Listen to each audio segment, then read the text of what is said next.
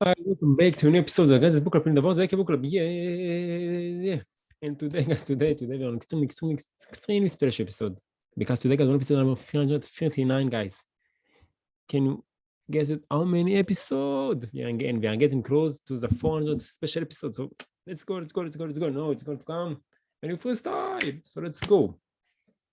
And today, guys, it's another reason that this episode is so special because today, guys, it's after a big, you can see. I think the last episode has been recorded was on 30 on March 2022, and today it's 10 on April 2022, and you know what it means, that after the military training, and it was great. I really enjoy the process, I really enjoy the journey, and maybe I will expand on that in a further episode.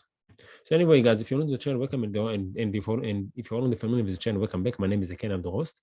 And on this podcast, guys, we're working together on our English speaking level and on our communication skills to stand in front of the camera and communicate better in front of the camera. I'm doing so because I truly believe that English is the number one tool that each one of us must acquire in order to be successful in life. And the second tool that is going to help us a lot is to communicate better in front of the camera. And guys, if you know how to communicate better in front of the camera and to know how to speak in English, you can, and you combine those skills, you can create content to the internet, and you can influence billions of people all around the world. So it's highly recommend to work with those stuff, guys. Highly recommend to work with those stuffs, to work on those stuff. And I'm hoping that by sharing with you guys my own journey, my ups and downs, my failures, my success, the lessons that I learned doing podcasting and releasing 5 extremely exciting episodes per week, I will inspire the people like you, the ladies and gentlemen that are watching this podcast, maybe like you, to also do the same, and also share messages on this part of the world. And because I cannot emphasize enough how much is important for me, in my opinion, that you will share a message with the world because you're only guys and you have a unique story to tell. Ladies and gentlemen, just do it, guys. Just record yourself and just share it. And it's really important to me. Anyway, guys, today, guys, we got this really nice background, really beautiful background. I think it's a Chinese or something. It's looks Chinese. And if you want to check out this grand background, you know where you can find it. On 3, 2, 1, campaign. Yeah, stop because I did it right and wrong. Yeah, that's right. You can find it on Good Fun. And this great background uploaded to Good Fun, the Nyanko Sensei. Nyanko Sensei on 1st of June 2019. And it's download already 6,285 times, guys. And of course, if you like the video, of course, I like the video and like the background. And guys, because we want to show our appreciation to the artist who made this grand background. And guys, if you want to download the picture in Chinese, you just need to choose the resolution from here. Press download. Right click on the picture, go to Shmirat Nad B'Shem Milibor Moshe Pictures in English, and type down and type up the elaborated in your own language. And all of us need to guess from where all around the world. It's going to be a really nice game. Press on it. Choose the amount to save it on the computer. Press save and comment just like that. You will get this grand background on the computer. So thank you very much for the artist who made this grand background. And thank you very much for Nyan Sensei for sharing this grand background with us. And today, guys, we continue our journey with Influence, the Psychology of Persuasion by Robert B. Cialdini. It's a really great book to be honest with you guys. A little bit forget what I learned in the previous episode. It's after 10 days. But I really look forward to remember and to learn from the book. And guys, if you want to check out this background, or if you want to check out the book and Robert B. Cialdini social media account, you got all the links in the description below, so make sure to check them out, like them, and enjoy from them, and learn from them. And guys, if anyone of you have any suggestion for me, you can form a safe on the podcast, or if anyone of you want to come to the podcast, be against the podcast, share your message with the world, inspire the world, and make a difference because you are here. Please let me know in the comment below so we can arrange it. And guys, don't forget that you're more than welcome if you learned something new from the channel, maybe something that I said or from the book. Or maybe you learn your own life lessons from someone else, and that you think that maybe you have your own knowledge that you think can enrich our life and improve and enrich our community lives. You're more than welcome to share with all of us in the comment section below, so all of us can enrich our life and improve ourselves thanks to your wisdom. And yeah. One is thing, guys, before we move to the book. If you enjoy the process, if you love the video, and if you learn something with the channel, Please show to show your support by liking the video, sharing with friends, subscribe to the channel, and put the notification bell. Don't forget that the extremely exciting episode on coming to YouTube, and then it's going to be 5 extremely exciting episodes per week. Ping! So make sure to do it. And today, guys, you see, I'm a little bit mumbling because it's 10 days that I didn't podcasting for long, and I need to, speak in English and continue to work on English. It's never stop. It's a never-ending process, and you need to continue to do it each day to work on stuff. And I feel the muscles in my mouth. They need to get used to speak with a wide mouth. And and I truly feel it, and I feel it. But it is what it is, guys. We are continue to work, and we get better each 1% per day. Atomic habits. And today, guys, the day today is 10 on April 2022, and we got the time now is 20:38, and we got the sub count. Shout out to the two subscribers of the channel, and to the total 327 total views of the channel. And the current episode that released today is episode 331. So shout out, which means that we are in 8 episodes in advance. So yeah. But now I'm getting more intense time in my university, as I need to complete all the studying that I missed, and it's a lot. So I think that I'm going to record one episode per day. But when I have the time, I will continue to grow our safety net of episode that are pre-record. So like if I'm going to the military or I don't know what happened, I still have this safety net of I try to do to at least 1 month. And let's see what's going to happen. So anyway, guys, before the introduction, let's just dive right into the book. So, are you ready for it? Are you ready for it? Influence the Psychology of Persuasion by Robert B. Cialdini. Read what the legend, page 61 to 64. Read what the legend, the one and only. The man himself, Mr. John, please.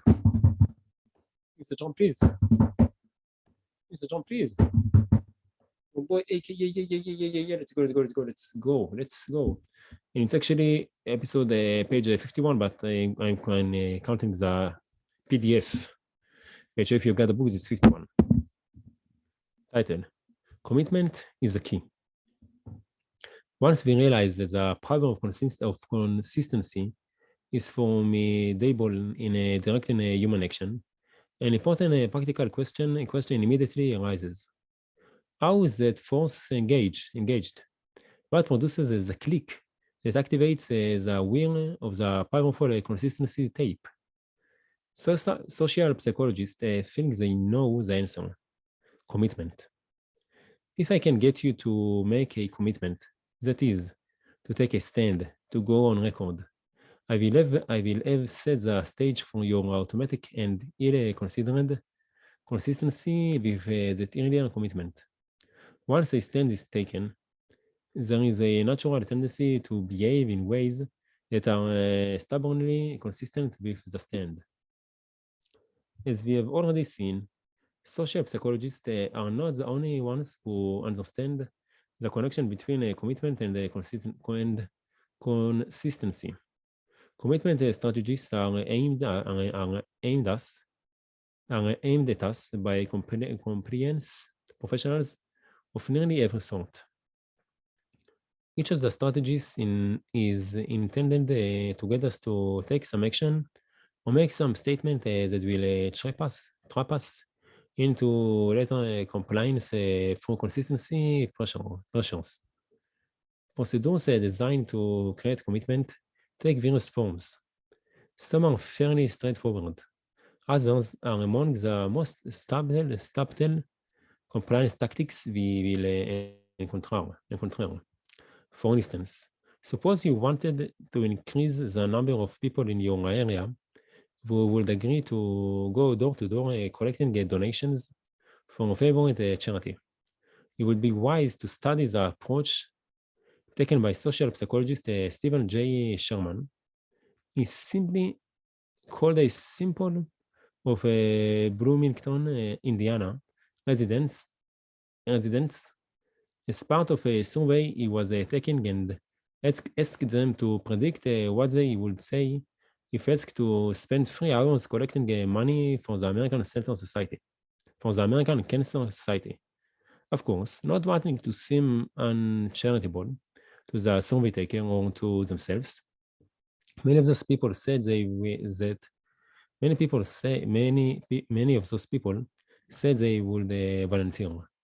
The consequence of sly commitment procedure was a 700% increase in volunteers when, a few days later, a representative of the American Cancer Society did call and ask for neighborhood canvassers using the same strategy, but this time asking Columbus, Ohio residents to predict whether they would vote on election day. A team of researchers led by Anthony Greenwald were able to increase significantly the turnout in a U.S. presidential election among those called. Perhaps an even more crafty commitment technique has been developed recently by telephone solicitors for charity. Have you noticed that callers asking you to contribute to some cause or another those days seem to begin things by inquiring about your current health and well-being? Hello, Mr. target person, they say. How are you feeling this evening? Or how are you doing today? The caller's intent with this sort of introduction is not merely to seem friendly and caring. It is to get you to respond, as you normally do to such polite, superficial inquiries. With a polite, superficial comment of your own, just fine, or real good, or I'm doing great, thanks. Once you have publicly stated that all is well, it becomes much easier for the solicitor to corner you into aiding those for whom all is not well. I'm glad to hear that, because I'm calling to ask if you would be willing to make a donation to help out the unfortunate victims of. The theory behind this tactic is that people who have just asserted that they are doing/feeling fine, even as a routine part of a sociable exchange, will consequently find it awkward to appear stingy in the context of their own admittedly favorable circumstances. If all this sound a bit far-fetched, consider the findings of consumer researcher Daniel Howard, who put the theory to test.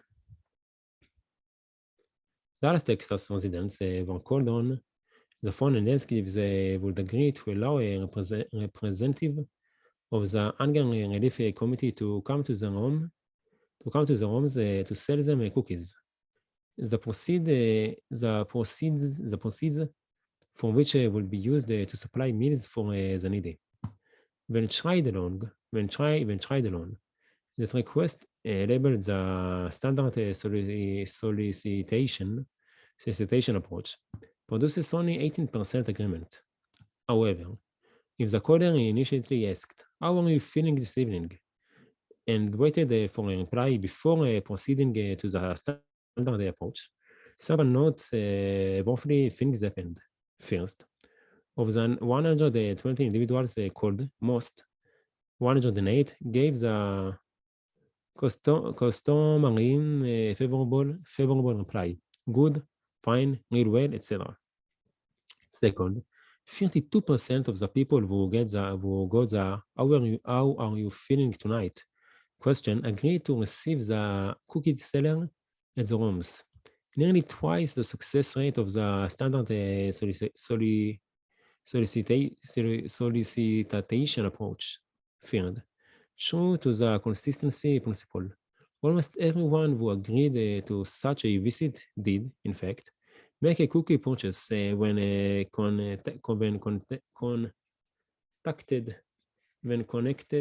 contacted at home.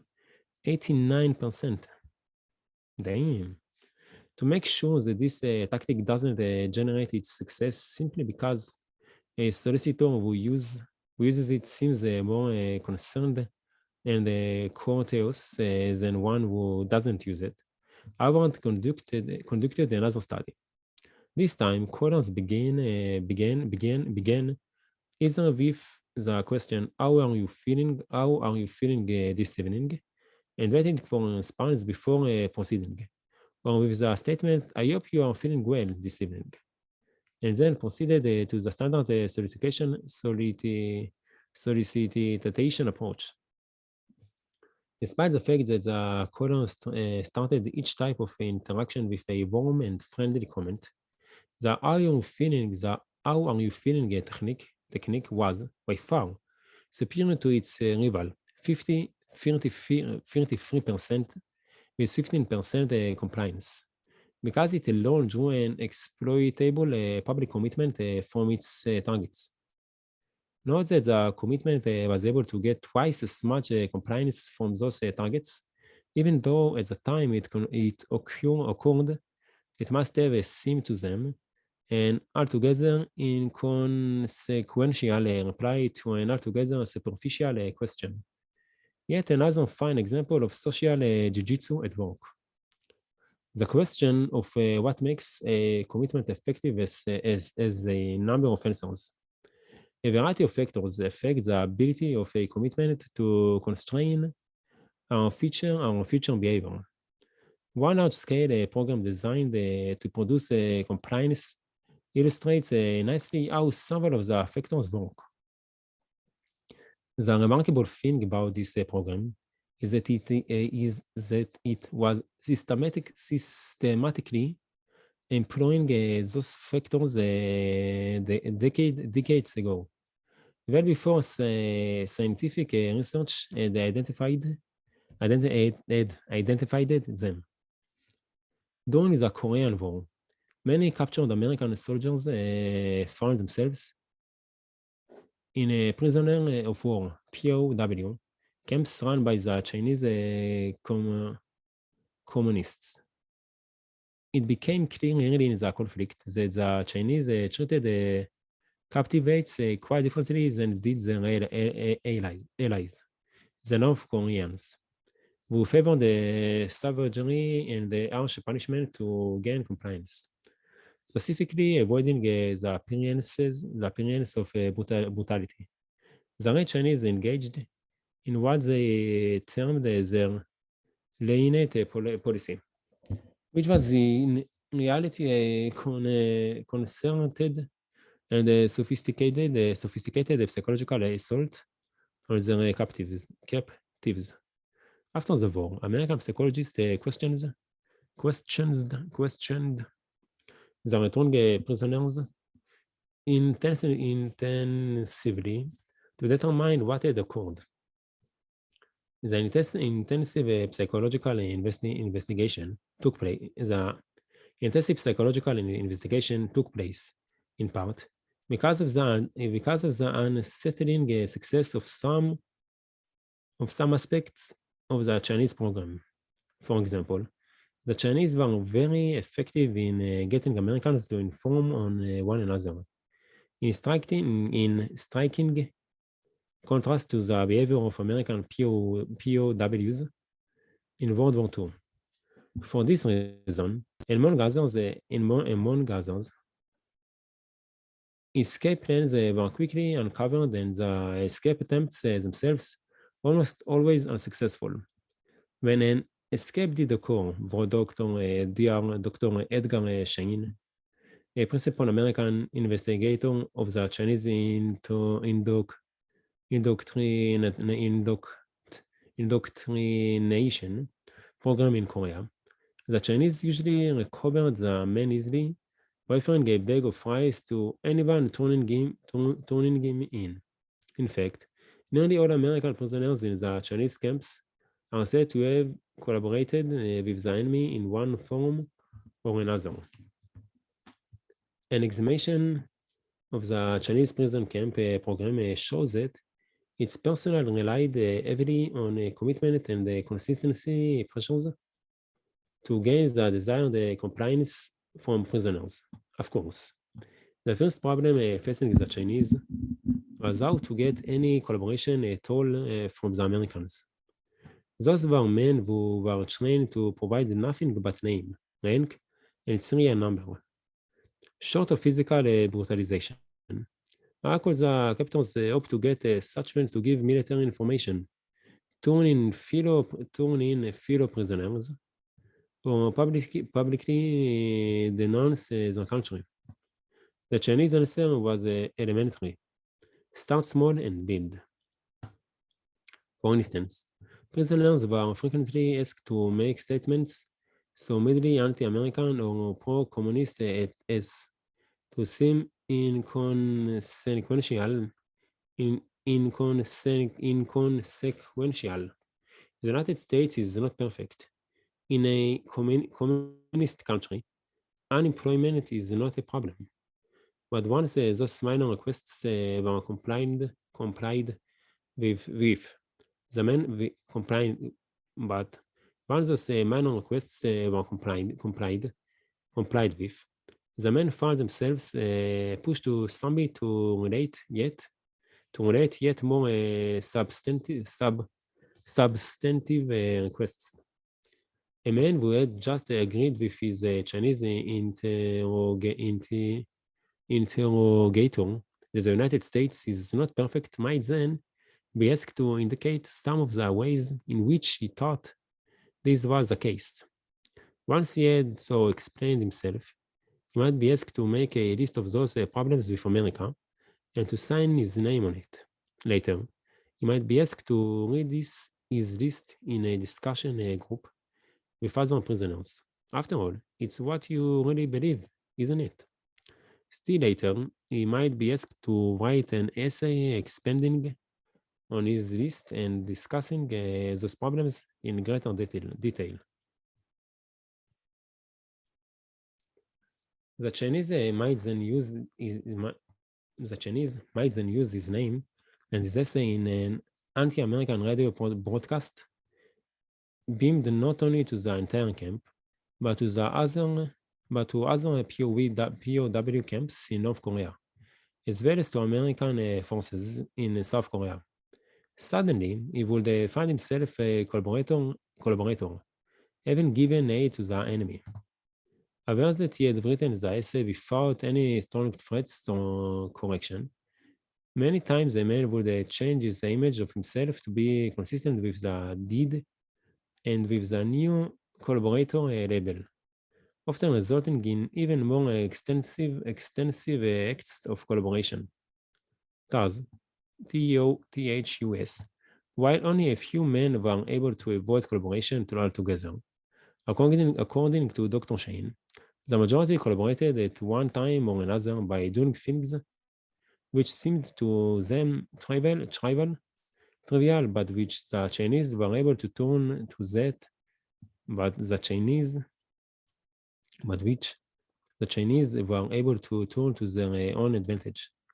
This was particularly effective in eliciting confessions, self-criticism, and information during interrogation.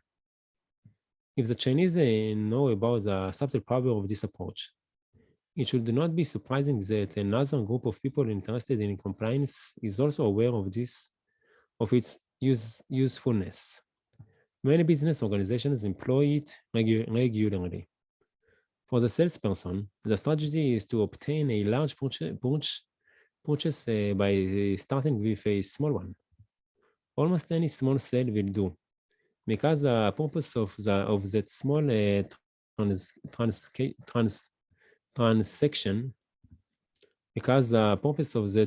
transaction, is not profit, it is commitment. Further purchases, even much bigger, even much larger ones, are expected to flow naturally from the commitment. An article in the trade magazine American Salesman put it succinctly. And guys, guess what? This is the end of the episode. So we need all of us need to get to wait until tomorrow to find out what was written in this article. But anyway, guys, I really hope that you learned something new from the channel. You enjoy your time with me. So, guys, thank you very much for joining me, and I can't wait to see you all tomorrow on the next episode, on tomorrow episode of the next episode with the guys book club in the Board AK book club. Until then, take care of yourself. Have a great time, and bye bye. Well, today is Sunday, 10 on February, on April 2022, and the time now it's 20:58, and yeah, it's good to be back, guys. Good to be back. I need to work on my English. יום ראשון, 10 לאפריל 2022, בשעה עכשיו 8:58, סיימתי את המילואים, בשעה טובה. כבר בשלום, עכשיו על האקדמיה להתפלל, להעלות את הפרקים, את העלות היומיות. ממשיך לעבוד, ללכת לישון מוקדם היום, לקום מוקדם. aim to bedroom to rise and never dies. יאללה, בהצלחה. צ'סבואה, אח של זיז זכה בקאונט שלו, ב-WBFF World Bodybuilding Fitness Federation. פרו-קארד זה משהו בקצרה לדמה, כל הכבוד לו, ויאללה, for those wins. We are all gonna make it, bros. Let's go.